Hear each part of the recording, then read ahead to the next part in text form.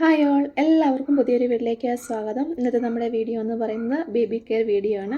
നമ്മുടെ കുഞ്ഞുങ്ങളുടെ dry skin മാറ്റാനായിട്ട് അല്ലെങ്കിൽ ഡ്രൈ സ്കിന്നിനെ കൺട്രോൾ ചെയ്ത് നിർത്താനായിട്ടുള്ള കുറച്ച് ടിപ്സാണ് ഇന്നത്തെ വീഡിയോയിൽ പറയുന്നത്. അപ്പോൾ നമുക്ക് പെട്ടെന്ന് വീഡിയോയിലേക്ക് കിടക്കാം. ഡ്രൈ സ്കിൻ എന്ന് പറയുന്നത് കുഞ്ഞുങ്ങൾക്ക് ജനറ്റിക്കായിട്ട് കിട്ടുന്നതുകൊണ്ട് അല്ലാതെ വരുന്നതുകൊണ്ട്. ജനറ്റിക് ആണെങ്കിൽ നമുക്ക് ഒരു രീതിയിൽ കൺട്രോൾ ചെയ്ത് നിർത്താൻ പറ്റും, ഒരിക്കലും അതിനെ പൂർണ്ണമായിട്ട് മാറ്റാൻ പറ്റത്തില്ല. എപ്പോഴും നമ്മൾ സ്കിൻ കെയർ ചെയ്തുകൊണ്ട് തന്നെ ഇരിക്കണം ഡ്രൈ സ്കിൻ കെയർ, അല്ലെങ്കിൽ ഒരിക്കലും അത് മാറ്റാനായിട്ട് സാധിക്കില്ല. അല്ലാതെയുള്ള ഡ്രൈ സ്കിൻ ആണെങ്കിൽ നമുക്ക് തീർച്ചയായും കെയർ ചെയ്താൽ മാറ്റാവുന്നതേ ഉള്ളൂ. അപ്പം നമുക്ക് ഓരോന്നായിട്ട് നോക്കാം. ഫസ്റ്റ്ലി നമ്മൾ കുഞ്ഞുങ്ങളെ കുളിപ്പിക്കുമ്പോൾ ഓയിൽ തേച്ച് കുളിപ്പിക്കുക നിർബന്ധമില്ല, ഓപ്ഷണൽ മാത്രമാണ്. എല്ലാ ദിവസവും ഓയിൽ തേച്ച് കുളിപ്പിക്കണമെന്നില്ല. ആഴ്ചയിൽ 2-3 ദിവസമെങ്കിലും നമ്മൾ കുഞ്ഞുങ്ങളെ ഓയിൽ തേച്ചിട്ട് കുളിപ്പിക്കാം. അതിന് വേണ്ടിയിട്ട് നമുക്ക് വെളിച്ചെണ്ണ യൂസ് ചെയ്യാം. അല്ലെന്നുണ്ടെങ്കിൽ ഏറ്റവും നല്ലതെന്ന് പറയുന്നത് ഉരുക്ക് വെളിച്ചെണ്ണയാണ്. തേങ്ങാപ്പാൽ പറ്റിച്ചെടുക്കുന്നതാണ് ഉരുക്ക് വെളിച്ചെണ്ണ എന്ന് പറയുന്നത്. അതാണ് ഏറ്റവും ബെസ്റ്റ്. അതില്ലെന്നുണ്ടെങ്കിൽ നമുക്ക് ഈ ചക്കിലാട്ടിയ വെളിച്ചെണ്ണ ഉപയോഗിക്കാം.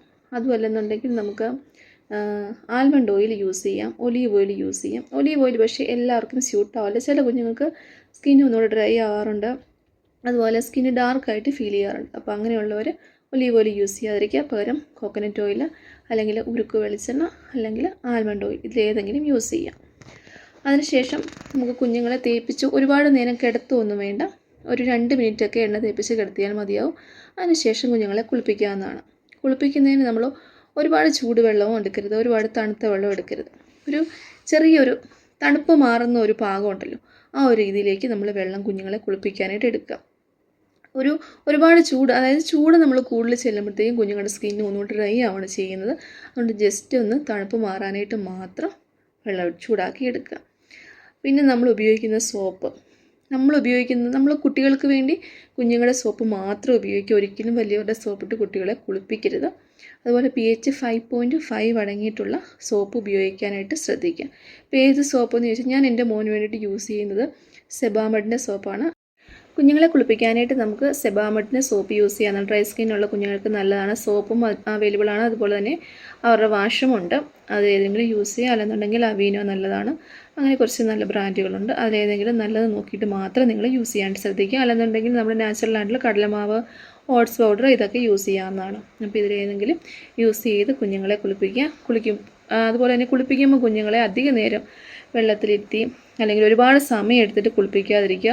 നമ്മൾ കൂടുതൽ സമയം എടുക്കും തോറും കുഞ്ഞുങ്ങളുടെ സ്കിന്ന് ഡ്രൈ ആവുകയാണ് ചെയ്യുന്നത്. കാരണം കുഞ്ഞുങ്ങളുടെ ശരീരത്തിലെ എണ്ണമയം നഷ്ടപ്പെടുകയാണ് ചെയ്യുന്നത്. അതുകൊണ്ട് 2-3 മിനിറ്റ് കൊണ്ട് തന്നെ കുഞ്ഞുങ്ങളെ കുളിപ്പിച്ചെടുക്കാനായിട്ട് നമ്മൾ ശ്രദ്ധിക്കേണ്ടതാണ്. അത് കുളിപ്പിച്ചതിന് ശേഷം ഒരു സോഫ്റ്റ് ടവൽ ഉപയോഗിച്ച് വെള്ളം ഒപ്പിയെടുക്കുക. ആ നനവോട് തന്നെ നമ്മൾ ബോഡി ലോഷൻ അല്ലെങ്കിൽ ബോഡി ക്രീം യൂസ് ചെയ്യുക. നല്ല ഡ്രൈ സ്കിൻ ആണെങ്കിൽ നമ്മൾ എപ്പോഴും ബോഡി ക്രീം യൂസ് ചെയ്യുന്നതാണ് നല്ലത്. അതാണ് കുറേ സമയത്തേക്ക് നമ്മുടെ സ്കിന്ന് മോയ്സ്ചറൈസ്ഡ് ആയിട്ട് വെക്കാനായിട്ട് നല്ലത്. ലോഷൻ ആകുമ്പോഴത്തേക്കും അത്രയും ഒരു എഫക്റ്റ് നമുക്ക് കിട്ടില്ല, ഡീപ്പായിട്ടുള്ളൊരു മോയ്സ്ചറൈസേഷൻ കിട്ടുന്നില്ല. അപ്പോൾ നിങ്ങൾക്ക് ലോഷൻ യൂസ് ചെയ്യാൻ എളുപ്പമാണ്, ക്രീം കുറച്ചുകൂടെ തിക്കാണ്, അത്ര യൂസർ ഫ്രണ്ട്ലി അല്ല. പക്ഷേ കുഞ്ഞുങ്ങൾക്ക് ഡ്രൈ സ്കിന്നിന് ഏറ്റവും നല്ലത് ക്രീമാണ്. ക്രീം നമുക്ക് അവീനോയുടെ നല്ലതാണ്, സെബാമെഡിൻ്റെ നല്ലതാണ്. അങ്ങനെ കുറച്ച് നല്ല ബ്രാൻഡുകളുണ്ട്. ഞാൻ എപ്പോഴും ഫസ്റ്റ്ലി ചൂസ് ചെയ്യുന്ന സെബാമെഡാണ്, ദെൻ അവീനോയാണ് ചൂസ് ചെയ്യുന്നത്. നിങ്ങൾക്ക് ഇഷ്ടമുള്ള ബ്രാൻഡ് നിങ്ങൾക്ക് യൂസ് ചെയ്യാവുന്നതാണ്.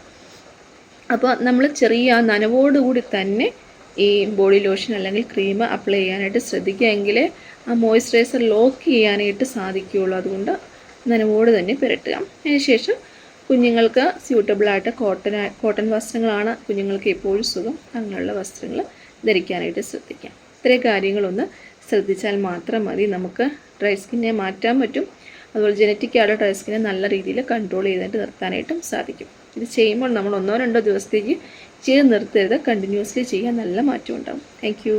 നിങ്ങൾക്ക് ഇതുപോലുള്ള വീഡിയോസ് താല്പര്യമുണ്ടെങ്കിൽ ലൈക്ക് ചെയ്യാനും മറ്റുള്ളവർക്ക് ഷെയർ ചെയ്യാനായിട്ടും മറക്കരുത്. Thank you.